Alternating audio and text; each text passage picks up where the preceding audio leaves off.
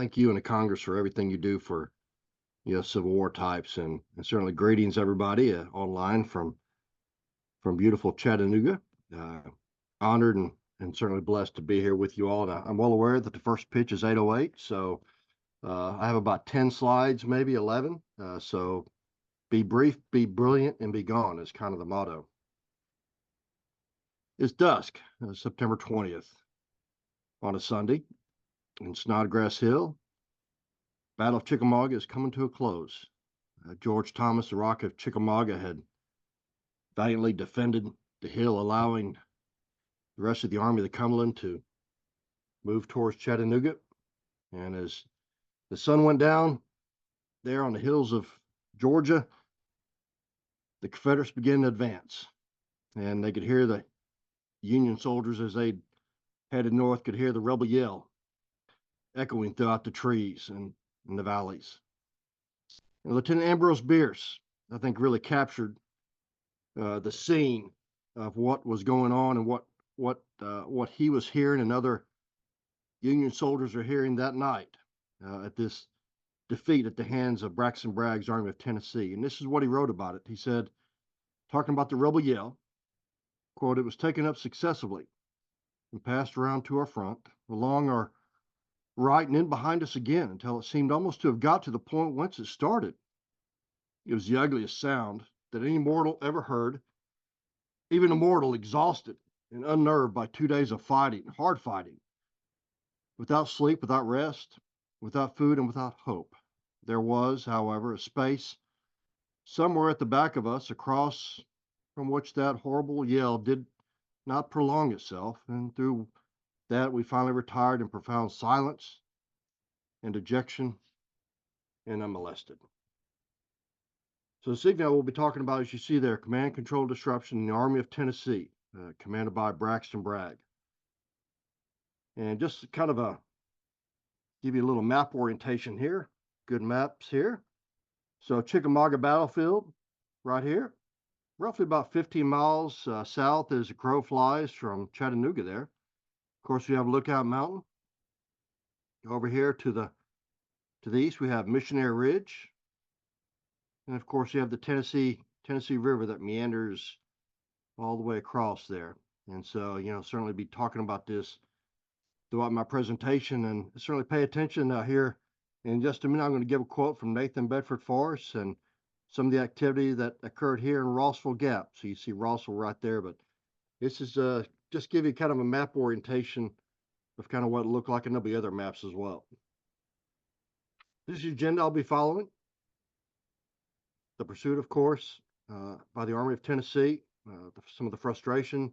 Jeff Davis actually arrives in Chattanooga on October 9th, just because of what tumultuous command climate and a situation that is going on in the Army of Tennessee.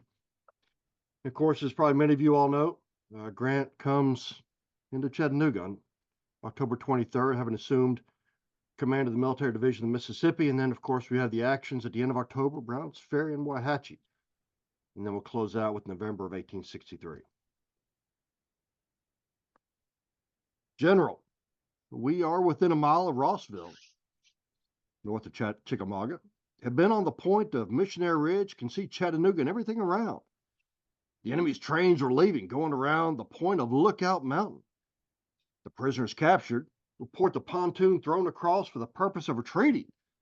I think they are evacuating as hard as they can go. They are cutting timber down to obstruct our passage. I think we ought to press forward as rapidly as possible. Nathan Bedford Forrest to General Braxton Bragg on September 21st, 1863. So again, the map orientation, folks. So here we have, there we go, there's Rossville. And so certainly the Union soldiers, Union force, Army of the Cumberland, Rosecrans had kind of sheltered itself there in Chattanooga. It even occupied Lookout Mountain for a brief period of time.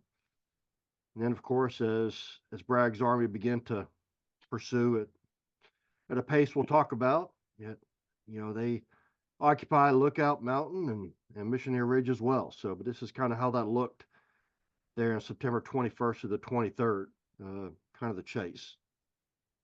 But I guess the question, folks, is was Forrest correct? Should Bragg have pursued immediately after the decisive victory at Chickamauga on the 20th? And we'll talk about that. And where is James Longstreet in all this? James Longstreet, as many of you all know, had come down from the Army of Northern Virginia in early September with Lafayette McLaws and John Bell Hood, but he was wounded, and we'll talk about that also. But again, the agenda I'll be following. So what was Bragg's plan? He basically had three courses of action. Like I said, he could do the immediate pursuit. He could perhaps maneuver around the city and possibly force Rosecrans out of Chattanooga altogether. Or he could lay siege or partial siege, and again, force Rosecrans out of the city. But what of Forrest's report? What of that? If you look here again at Rossville, there were 8 Union divisions that blocked the Rossville Gap. And the wagons that Forrest had talked about were actually carrying wounded and non-combatants. The one staff officer for Bragg wrote, quote, Forrest's reports that the enemy have burned Chattanooga and fled. Well, the truth turns out that he has never been within 3 miles of the place and the enemy is still there. On the 21st of September, after Chickamauga again, James Longstreet visits with Bragg at 0700 in the morning, and this is well before Forrest's reconnaissance reports. Longstreet advises Bragg to march north immediately, perhaps cross the Tennessee River between Chattanooga and Knoxville, because loitering up in the Knoxville area was Ambrose Burnside's Army of the Ohio. So they could maybe turn against Burnside and perhaps even push west into Middle Tennessee. And that could very well sever Rosecrans' supply line back to Nashville. I think altogether it was a sound plan. However, historian and author Dave Powell says, quote, the Army of Tennessee was crippled by its own inadequate logistics. Even Bragg's official report does address some of the supply challenges the Army was having at the time. And Bragg wrote, again, quote, our supplies of all kind were greatly reduced. The railroad having been constantly occupied in transporting troops, prisoners, and wounded. But as you look back at as what I just talked about, what Longstreet had proposed, and Bragg addressed that. He said, quote, such a movement as Longstreet had recommended, again, getting between Chattanooga and Knoxville, he says such a movement was utterly impossible for want of transportation. Nearly half of our army consisted of reinforcements just before Chickamauga without a wagon or artillery horse. A third of the artillery horses on the field had been lost. And Bragg then goes on in the record also discussing about the number of downed bridges that were in the area surrounding Chattanooga and the absence of means to cross the river. As he kind of concluded, the supply challenges, logistics, were, quote, insurmountable difficulties. And to the point, Bragg had abandoned Chattanooga in early September. And he had sent his pontoons south 60 miles to Cartersville. They could use the W&A Railroad and bring them back up that went from Chattanooga down to Atlanta, but that would take time. It could also very well jeopardize getting needed food and supplies to his army, because just as Rosecrans was struggling as this partial siege goes on, was struggling with getting foodstuffs and forage, Bragg was, he was kind of tailored also with the same kind of challenges. So Bragg leaves this meeting with Longstreet at 7 in the morning, and Longstreet is under the impression that Bragg agrees with what he proposed and thinks that this is going to be put into practice and execution. But very much incredulous when that is not the case. So as we look back on Bragg's courses of action, course of actions 1 and 2 were not really an option. And I'll go back over those. Pardon me.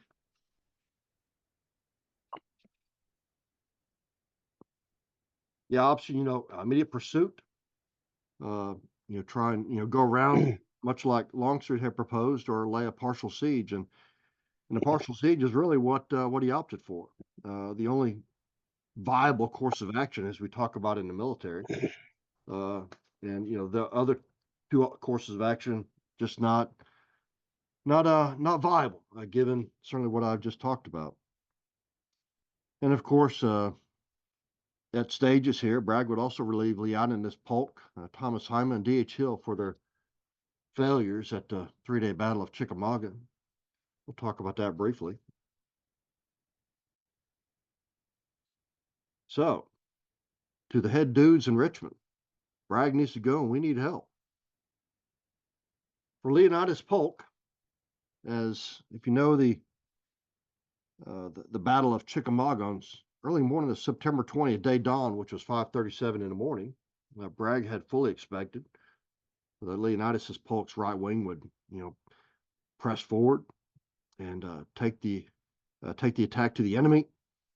Pressed George Thomas there on the left wing, but there was a delay, and a delay that cost the Confederate Army a great deal of time, because during that period, Rosecrans's Army of the Cumberland was able to further fortify their defenses. George Thomas was able to gain some reinforcements to the left, and as we all know how that battle ended, in defeat. Bragg had wrote, talking about Polk, he said, quote, "By this we have lost the opportunity of crushing Rosecrans and retaking Chattanooga. I am not responsible for it and will not bear it. I shall say candidly to President Davis that he must relieve Polk or relieve myself." Well, the history of Polk and Bragg go back several months. They certainly did not like each other, and Polk also fired back, describing Bragg as someone who was criminally negligent at the Battle of Chickamauga. Polk further stated, quote, "If there be a man in the public service who should be held to a more rigid accountability of failures and upon the harshest scale, that man is General Bragg." Well, Longstreet, too, would get involved, writing also to Richmond, as many generals did. He would agree, Longstreet would agree, because Longstreet had arrived late on the 19th of September, that Saturday night, certainly a part of the main attack that burst through the gap in the lines on the 20th. That Longstreet agrees with. He felt very positive about that assault, that attack that occurred, and certainly has some platitudes there for Bragg. But he writes, Longstreet further writes also, "But all other things that he has done, he ought not to have done. I am convinced that nothing but the hand of God can save us or help us as long as we have our present commander." A September 26th letter to James Seaton, Secretary of War, Longstreet even asked for Robert E. Lee to come down from the Army of Northern Virginia and take command. But Lee had no desire to get into the Western Theater. I think one of the reasons he talked about was he does not know the terrain, the makeup of what is the Western Theater. And so obviously he does not come.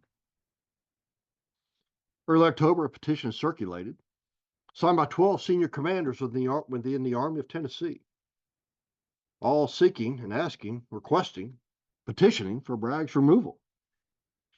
William McCall was Bragg's chief of staff, and he kind of zeroed in on James Longstreet. He said, quote, "that Longstreet has done more injury to the general than all the others put together." But it was not a good command climate.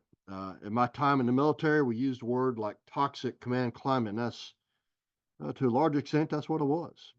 Bragg and his subordinates, and certainly some of that was highlighted in the Battle of Chickamauga, and certainly the days and a couple weeks before even that battle took place.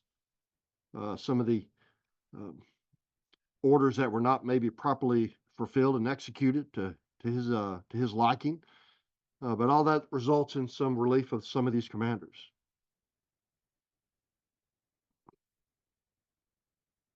Here, Jeff Davis, Brigadier General James Chestnut was I guess an aide staff member to Davis. He was Davis's eyes and ears in Georgia.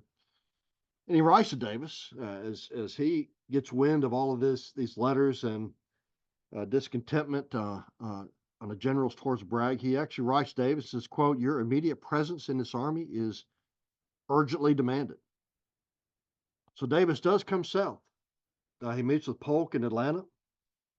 But he also brought with him a man of, well, some fame, I guess, or however you want to describe it, Vicksburg, John Pemberton, that perhaps maybe he could find a position for John, that general, within the Army of Tennessee. But certainly Davis could not read the crowd, that's for sure, with respect to this. He would not be welcomed in the Army of Tennessee. I think as one soldier wrote, he said, quote, "They would desert before they would serve under the traitor Pemberton." So Davis arrives in Chattanooga on October 9th. And William McCall, Davis gives William McCall again as chief, or Bragg gives McCall the task of talking to Pemberton about, we really don't have a place for you in this army. And this is what McCall writes about that. He says, quote, "I told him that there was not a division in the army that would be willing to receive him, that I was sorry to be obligated or obliged to tell him so unpleasant a truth, but so it was." So Davis arrives again on the 9th, and he reviews the troops on October 9th. And the next day he meets with Bragg and the generals, James Longstreet, Simon Buckner, D.H. Hill, and Benjamin Cheatham, in the evening of the 10th. And I think Dave Powell has certainly done a lot of work on this and writing. And Bragg is sitting there in the corner as Davis talks with Bragg's generals. Davis points a finger at Longstreet and really poses a question to him about what is going on in the Army of Tennessee and what is wrong with the commander here. And Longstreet tries to demur initially to Davis's question, but Davis persists.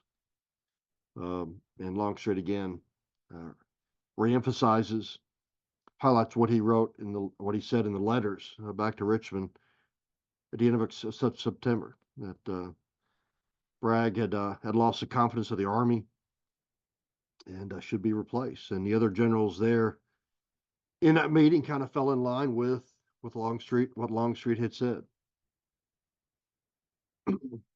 One staff officer wrote, quote, "None flinched or denied his signature or hesitated to state reasons frankly. Each concluded, though, again, like I said, that Bragg had lost the confidence of the army and needed to be replaced." October 11th, Jeff Davis tours the Chickamauga battlefield. And that evening, as William McCall notes, Davis is serenaded that night. Quote, "The mob shouted. And of course, they would have shouted just as loud as if he had told them that their comrades' lives had been uselessly sacrificed, and he would send them a better general. Poor man, he is an enigma himself." At the end of the day, Bragg remains in command when Davis departs. He really had no choice. He certainly had no good feelings for Joe Johnston or Beauregard. For Davis, that was not an option. Perhaps Longstreet could have been an option. And maybe that's a story for another day. But Davis leaves on the 14th, and he gives a speech praising Bragg. And he also gives a slight warning to those still there at the army, within the Army of Tennessee. He quotes, "He who sows the seeds of discontentment and distrust prepares the harvest of slaughter and defeat." D.H. Hill is gone. He reduced Simon Buckner to divisional command, restructured Ben Cheatham's division, distributed those brigades to those who supported him, I guess, to lack of better words there. William Hardee comes in and is brought into the command circle.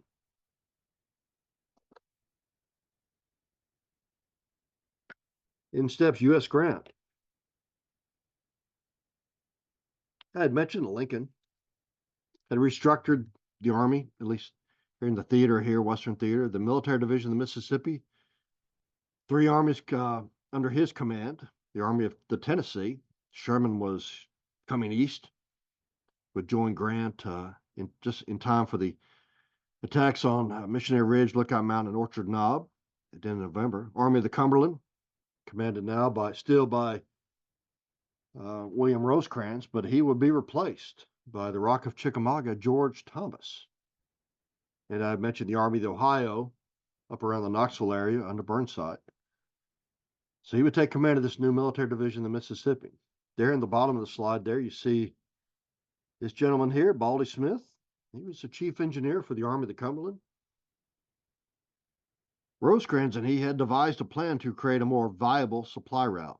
As probably many of you know, this partial siege was having an effect on the Army. The supply route had been interdicted by Confederates near the Wauhatchie Valley or the Tennessee River. There's a torturous 60-mile journey that could take several days and even bleed into maybe a couple of weeks.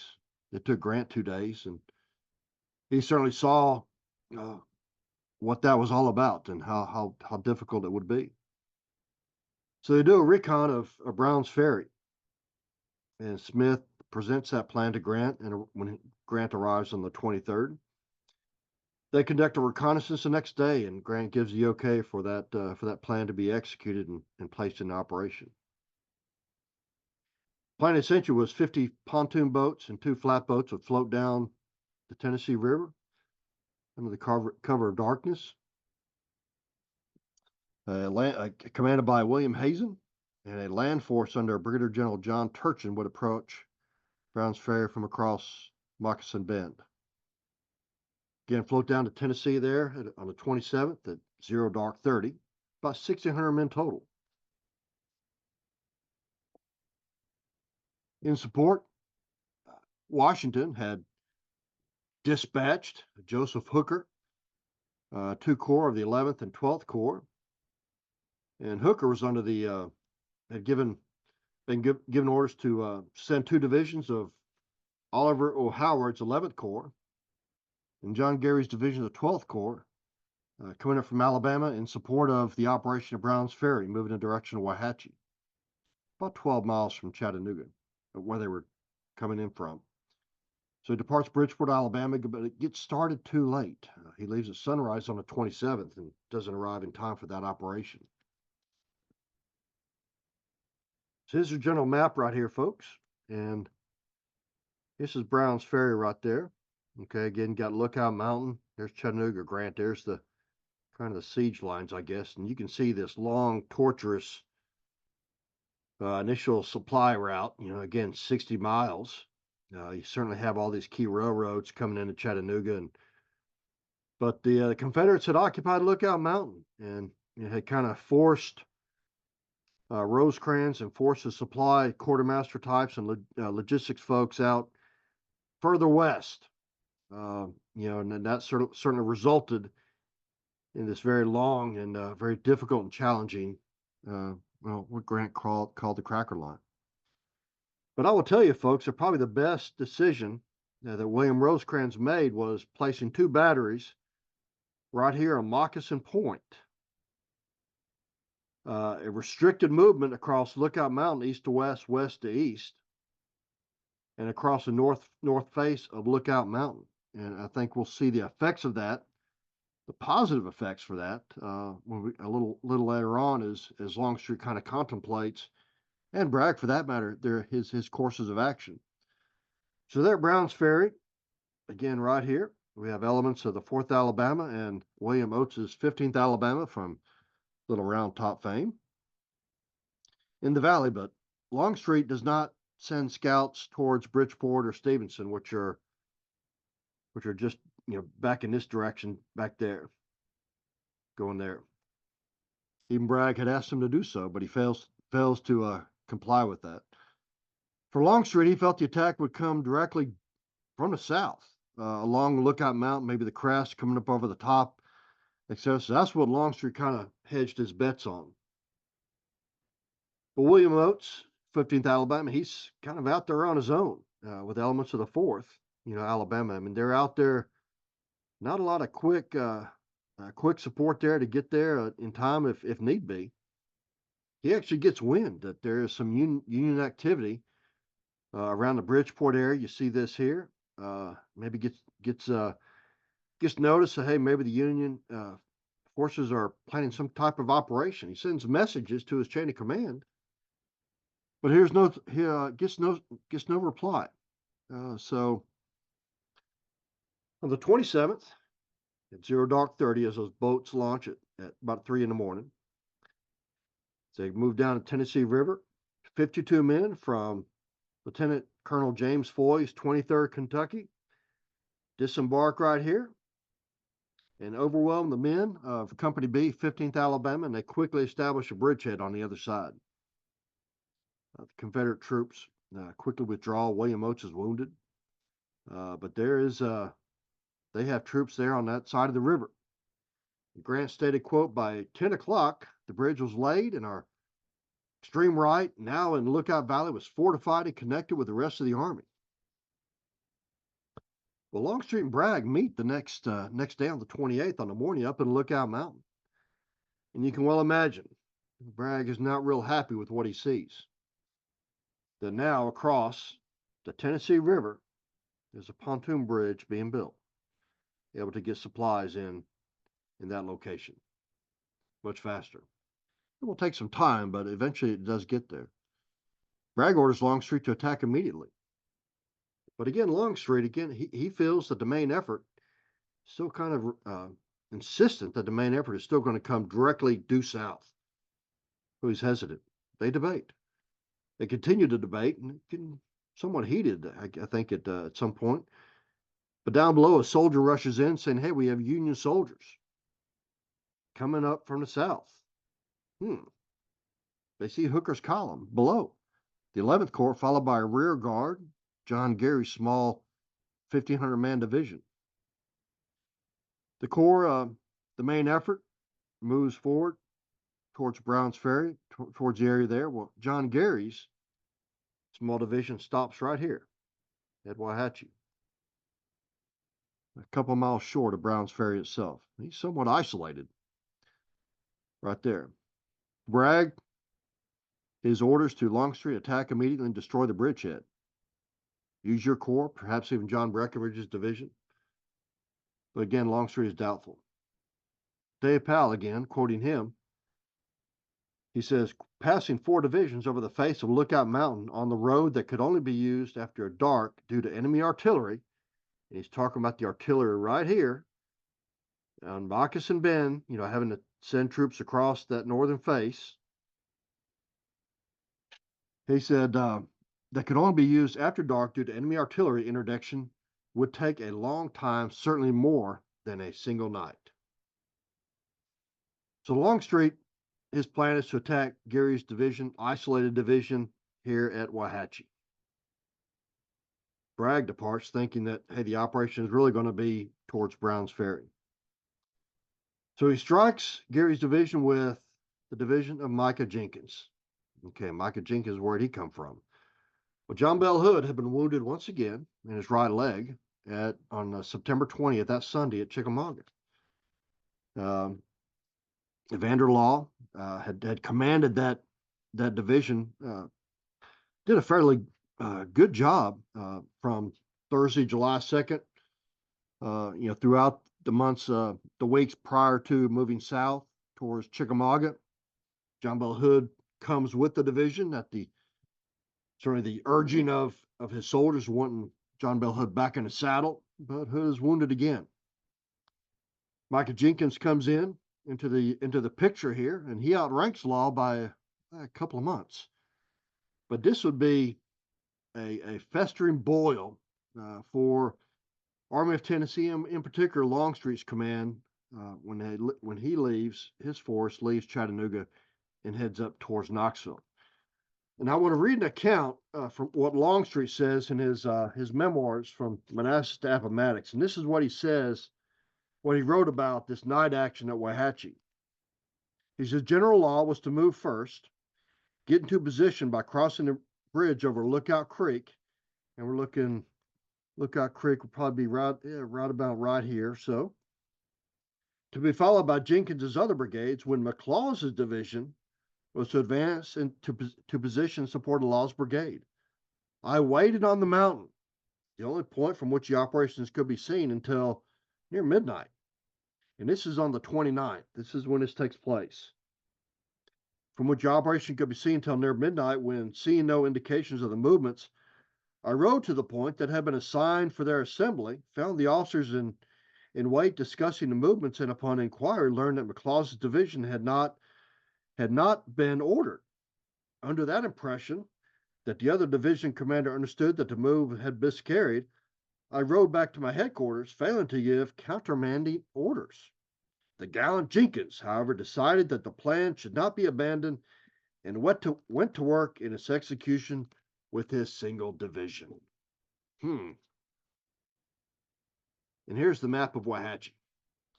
So we have Micah Jenkins, now commanding Hood's old division. We have two brigades of Law. Law's in command. We have Sheffield, the brigade here, and we have Jerome Robertson, see there, and then we have Henry Benning's Georgia Brigade. Now, the initial orders that Jenkins had put out was to block this road here, okay, to prevent reinforcements coming in from Brown's Ferry, where all the rest of those of Hooker's men had moved north just a short while ago, to block the road. But instead, they took positions parallel to the road. And again, this is taking place at night, okay, at night. Jim Ogden at Chickamauga National Military Park, Chickamauga and Chattanooga National Military Park says, and I think we've probably very accurate, that because of low vitamin deficiency within the Confederate soldiers, their night vision was abnormally, was not very good. It was worse than probably the normal person who ate regular vitamins, etc., and the type of produce that would result in that. Because of that deficiency, their eyesight at night was somewhat limited. And I think there's probably a lot of truth to that. Henry Benning would protect the line of retreat, and Jenkins' old brigade, you see here, under the command of Colonel John Bratton, would attack John Gary's small division, 1,500 soldiers, right here at Wauhatchie. Well, the night action fails, my friends. Gary's own son, actually Edward, is killed in the attack. But again, like I mentioned, they failed to block the road. Gary sustained about 216 casualties. John Bratton, about 400.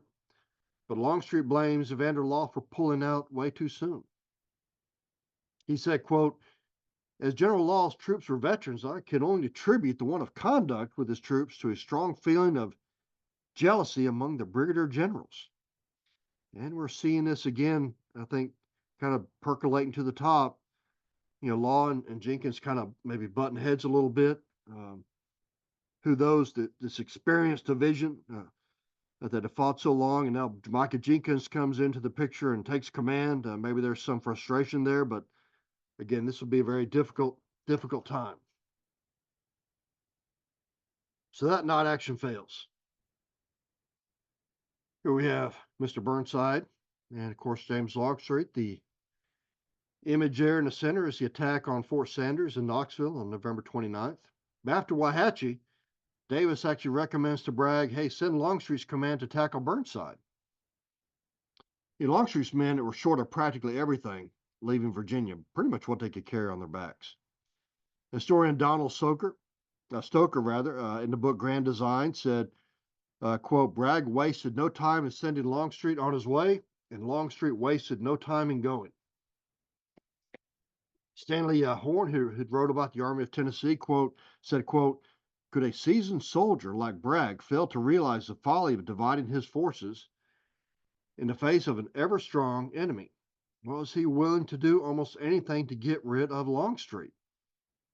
And even Grant had to scratch his head as to why Bragg would send his most experienced commander in Longstreet, some of the most hardened veterans from the Army of Northern Virginia that come down, why he would send them away. But Longstreet in the first week of November is gone, out of at least the Chattanooga area.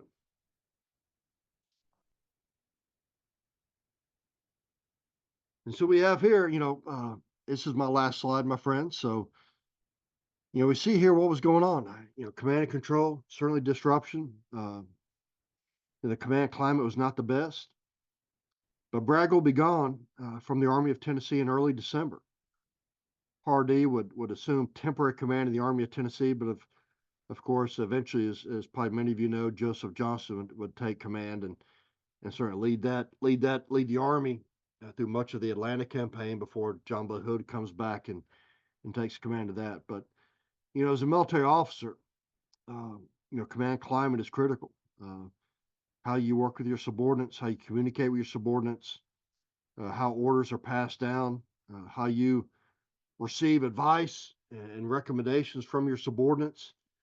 And it was very tumultuous within the Army of Tennessee, so much so that Davis had to come down and try and figure out what was going on. But I think it's just a microcosm, I think, of some of the challenges that Confederate leaders had during the Civil War.